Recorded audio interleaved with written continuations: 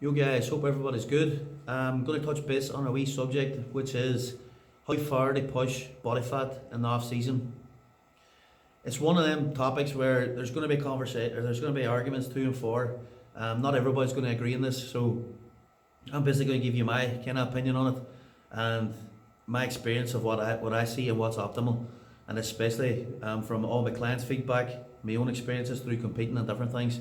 Because I have took body fat levels slightly low, really low, and I have pushed them very high as well. So I kind of have experienced myself through the full range of what works and what doesn't work and what's optimal. And people get confused and they think in the off season it's a time to eat everything in sight.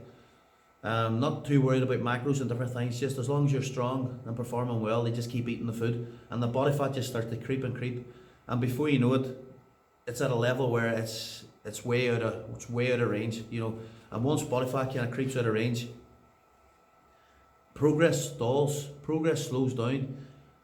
Different things like performance will slow down, appetite starts to slow, digestion slows, and 9 times out of 10, the food you're putting in, there's a bigger chance of it going to fat cells than there is muscle cells. So I've found over the years the best way to do it is basically get lean first. Get lean and control the push forward. If you're starting off a lean base, everything is more sensitive. Your body's more sensitive, it's more sensitive to food, it's more sensitive to supplements, and just responds so much better. It partition nutrients effectively, and the nutrients go into the muscle where we want them. They don't normally go to fat cells. If we push food too far and we just keep pushing, we gain extra body fat, insulin sensitivity starts to drop, and before you know it, the food and the fuel you're putting in has a bigger chance to basically go to fat cells than it has muscle cells. So that's where we want to stay in the sensitive range. We want to get lean, push from there, and control the increments up. And if body fat starts to get out of range, it's easy to tidy it back up. It's a few weeks work, we tidy it back up, we resensitize the system, and we push again. So it's a very simple process.